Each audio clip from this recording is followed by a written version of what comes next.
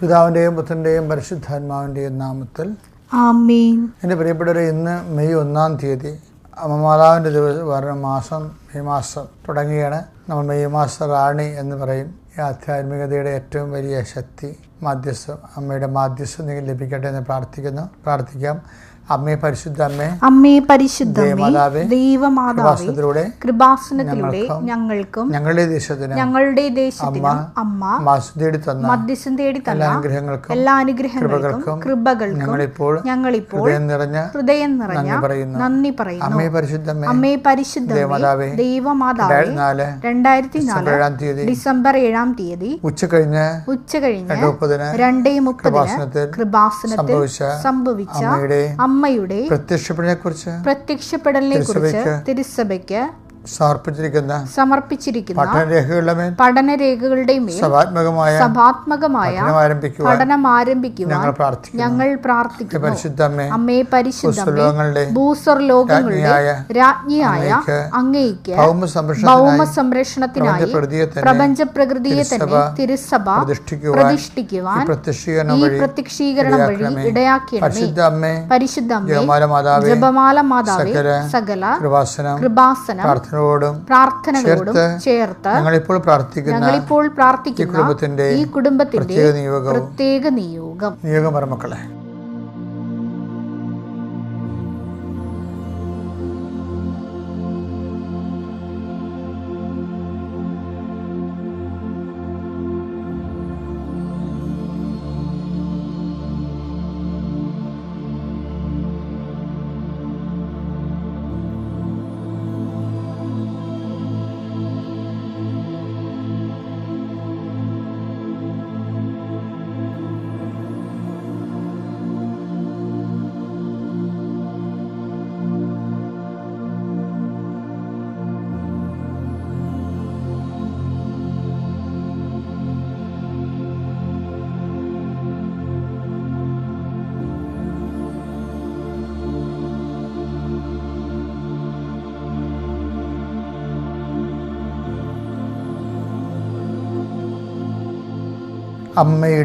അമ്മയുടെ പ്രത്യക്ഷീകരണത്തിന്റെ അനുഗ്രഹവേളയിൽ ഞങ്ങൾക്ക് സാധിച്ചു തരുവാൻ കനിയണമേ.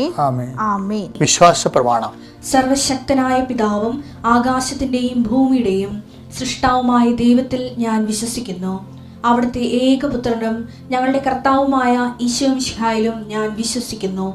ഈ പുത്രൻ പരിശുദ്ധാത്മാവിനാൽ ഗർഭസ്ഥനായി കന്യകാമറിയത്തിൽ നിന്ന് പിറന്ന് പൊന്തിയോസ് പീലാത്തോസിന്റെ കാലത്ത് പീഡകൾ സഹിച്ച് കുരിശിൽ തറയ്ക്കപ്പെട്ട് മരിച്ച് അടക്കപ്പെട്ട് പാതാളങ്ങളിൽ ഇറങ്ങി മരിച്ചവരുടെ ഇടയിൽ നിന്ന് 3-ാം നാൾ ഉയർത്ത് സ്വർഗത്തിലേക്ക് എഴുന്നള്ളി സർവശക്തിയുള്ള പിതാവായ ദൈവത്തിന്റെ വലതുഭാഗത്തിരിക്കുന്നു. അവിടെ നിന്ന് ജീവിക്കുന്നവരെയും മരിച്ചവരെയും വിധിക്കുവാൻ വരുമെന്നും ഞാൻ വിശ്വസിക്കുന്നു. പരിശുദ്ധാത്മാവിലും ഞാൻ വിശ്വസിക്കുന്നു.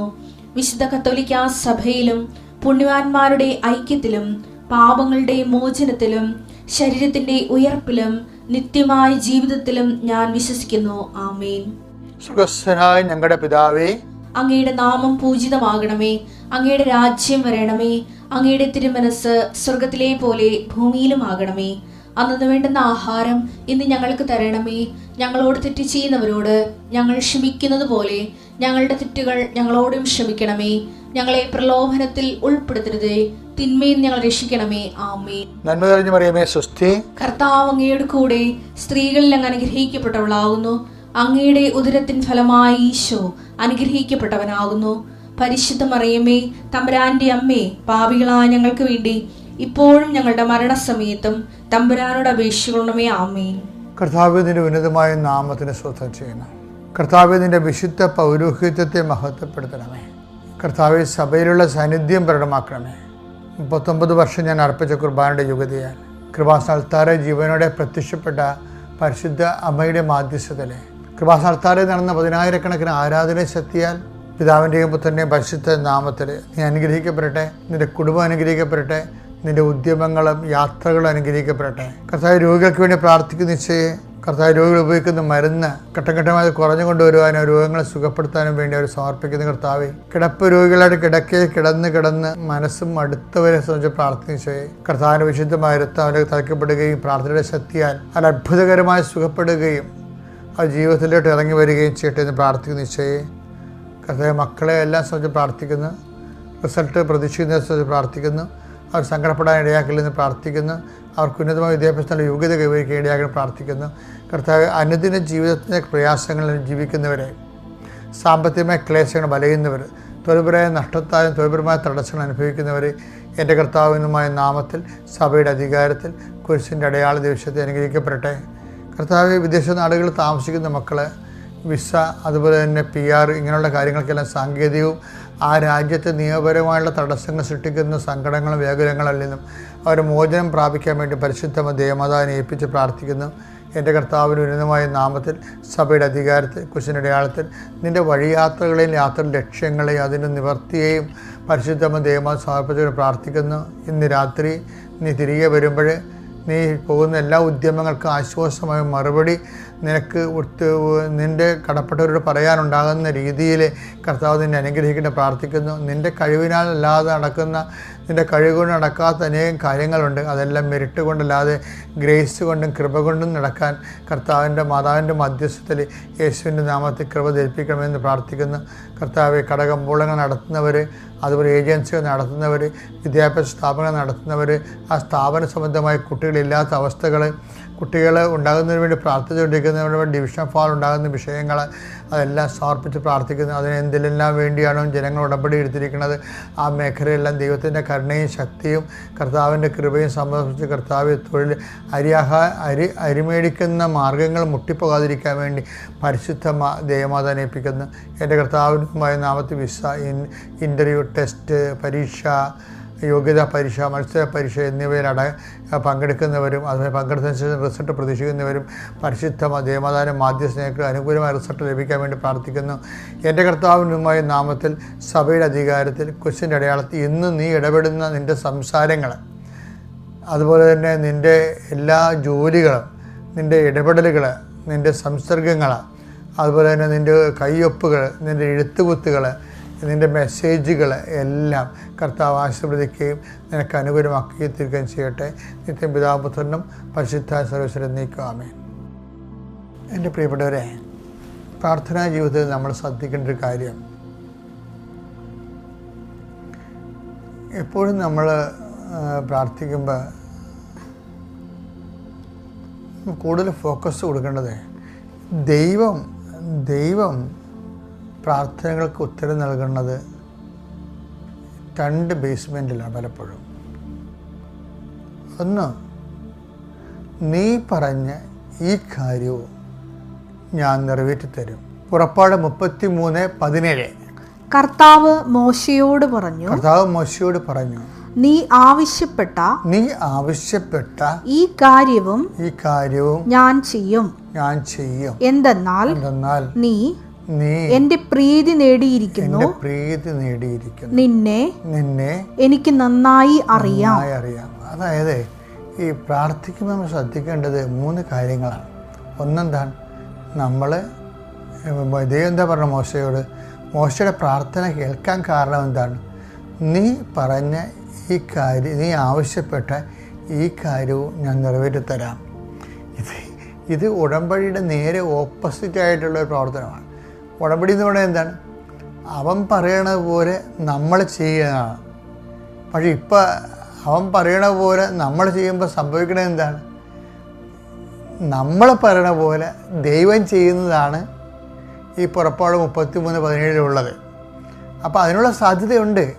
പക്ഷെ പറയേണ്ട ആളിന് കുറച്ച് വെയിറ്റ് ഉണ്ടാവണമെന്നേ ഉള്ളൂ. എന്താണെന്ന് വെച്ച് കഴിഞ്ഞാൽ നമ്മുടെ നമുക്ക് കുറച്ച് ക്ലെയിംസ് ഉണ്ടാകണം ദൈവ തിരുസന്നിധിയിൽ.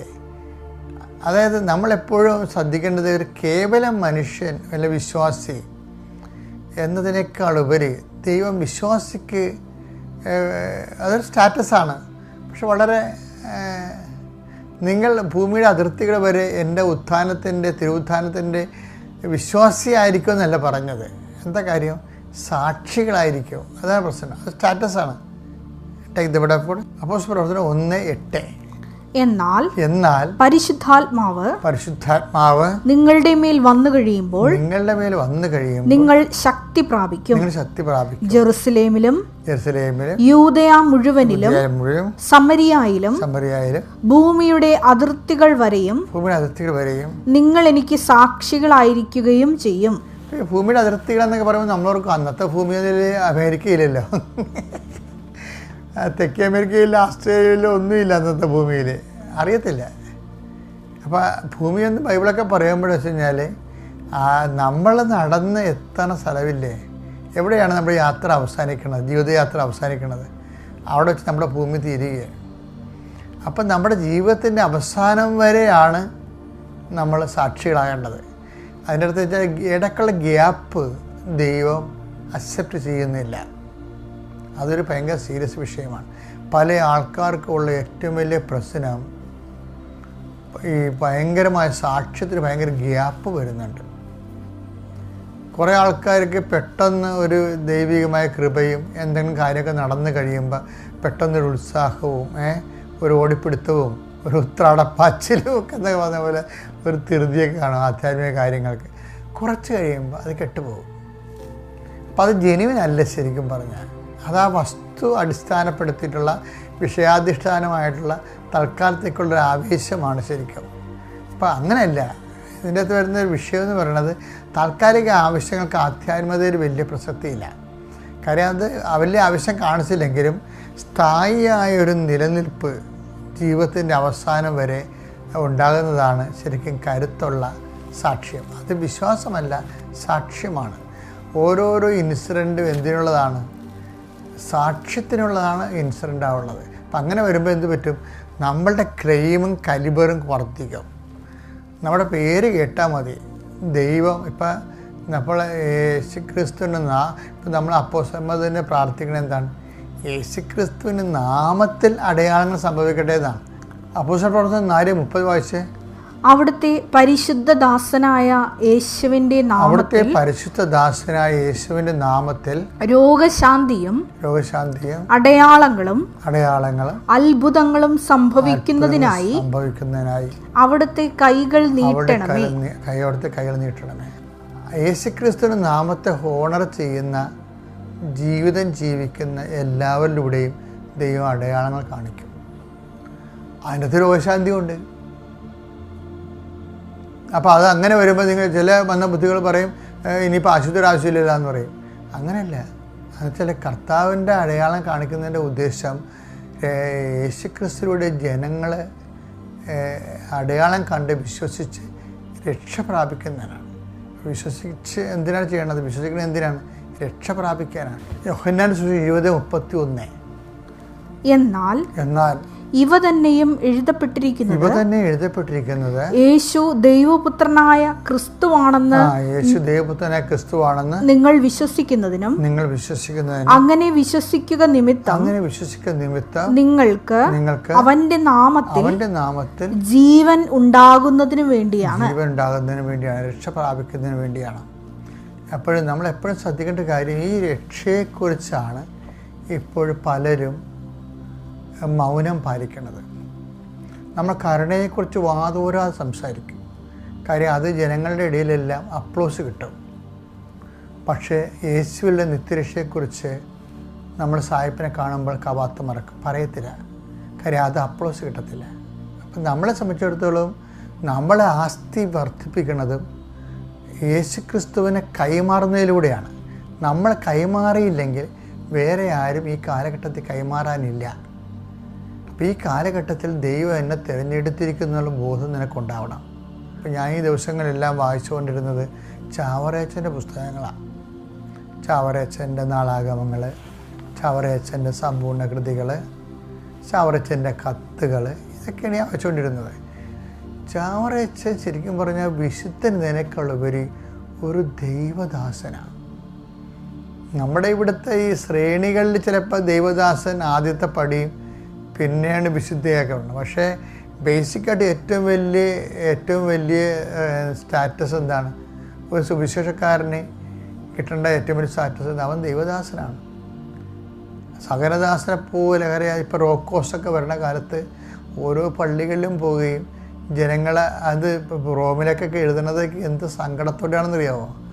വേദന കൊണ്ട മനസ്സോടെ എഴുതുകയാണ്. ഒരു ആൾ സഭയിൽ നഷ്ടപ്പെട്ട അത്രയും വേദനാജനകമായിട്ട് ആ ആളിനെ വേണ്ടി ആ പള്ളിയിൽ പോവുക, പല പ്രാവശ്യം പോവുക, സങ്കടപ്പെടുക, നിരന്തരം പ്രാർത്ഥിക്കുക, എഴുതുക, പരിശ്രമിക്കുക. ഇങ്ങനെ നമ്മൾ ഭയങ്കരമായ ഈ കാലഘട്ടത്തിൽ നമ്മുടെ രാജ്യത്ത് നടന്ന ഏറ്റവും വലിയൊരു വിശുദ്ധനാണ്. എന്ന് വെച്ച് കഴിഞ്ഞാൽ അദ്ദേഹത്തിന് ഒരു വിശുദ്ധൻ എന്ന് പറയുന്നതിനേക്കാൾ ഉപരി he was A servant, actual servant. സഭയുടെ ആത്മാക്കളെക്കുറിച്ചുള്ള വേദനകളും അതുപോലെ തന്നെ സത്യസഭയിൽ നിന്നൊരു വ്യക്തി ശിസ്മയിലേക്ക് പോകുമ്പോൾ ഉണ്ടാകുന്ന ഉൾനൊമ്പരങ്ങളും മറ്റുള്ളവർ രക്ഷ സ്വീകരിക്കാൻ വേണ്ടിയുള്ള ആഗ്രഹങ്ങളും എല്ലാം കൂടിയാണ് ഒരു അപ്പോസ്തലൻ എന്ന് പറയുന്നത്. എല്ലാത്തിൻ്റെയും ആകത്തുകയാണ് അപ്പോസ്തലൻ എന്ന് പറയുന്നത്. അപ്പോസ്തലൻ ബേസിക്കായിട്ട് ദൈവദാസനാണ് ശരിക്കും. ദൈവത്തിൽ അതിനൊരു പൗരോഹിത്യം ആവശ്യമില്ല. ശരിക്കും പറഞ്ഞാൽ പൗരോഹിത്യം ഉണ്ടായ ഏറ്റവും നല്ലതാണ്. ഇപ്പോൾ ഒരു രോഗിക്ക് നമ്മൾ ബോധം കെട്ട് വീഴുമ്പോൾ നമ്മൾ CPR കൊടുക്കത്തില്ലേ?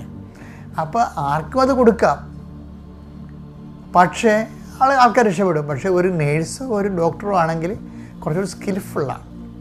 അതുപോലെ ക്രിസ്തുവിന് ആർക്കും കൊടുക്കാം, പക്ഷേ ഒരു സിസ്റ്ററോ അതുപോലെ ഒരു വൈദികനോ ഒക്കെ ആണെങ്കിൽ കുറച്ചുകൂടി സ്കിൽഫുള്ളാണ് കാര്യങ്ങൾ. കാര്യം അവർ കമ്മിറ്റഡാണ് ഈ വിഷയത്തിന്. അവർക്ക് വേറെ ഒരു പിൻപിടുത്തമൊന്നുമില്ല. നാട്ടുകാരെ പിടിച്ചു വരിക്കണ പരിപാടിയൊന്നുമില്ല. അവർ ദൈവം മാത്രമേ ഉള്ളൂ. അപ്പം ദൈവത്തിന് വേണ്ടി സമ്പൂർണ്ണമായി സമർപ്പിക്കപ്പെട്ടവരെ പിൻപിടുത്തമില്ലാതിരിക്കാൻ കാരണം തന്നെ വൈദിക ബ്രഹ്മചര്യത്തിന്, സിസ്റ്റർമാരുടെ സന്യാസവ്രതത്തിന്, വെജിനിറ്റിക്കൊക്കെ, ശാസ്ത്രയ്ക്കും എല്ലാം കാരണം എന്താ?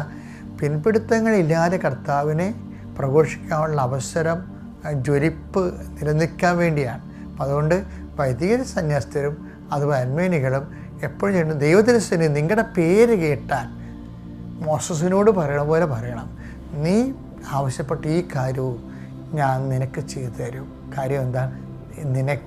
എനിക്ക് നിന്നെ നന്നായി അറിയാം. Thank you. അത്യപൂർവ ദൈവാനുഭവങ്ങൾ ഇനി നിങ്ങൾക്കും സ്വന്തം. ഈ യൂട്യൂബ് ചാനൽ ഇതുവരെ സബ്സ്ക്രൈബ് ചെയ്തിട്ടില്ലെങ്കിൽ ഇപ്പോൾ തന്നെ സബ്സ്ക്രൈബ് ചെയ്യുക. ഈ വീഡിയോ ഇപ്പോൾ തന്നെ നിങ്ങളുടെ സുഹൃത്തുക്കൾക്ക് ഷെയർ ചെയ്തുകൊണ്ട് കർത്താവിൻ്റെ പ്രേക്ഷിതരാകുക.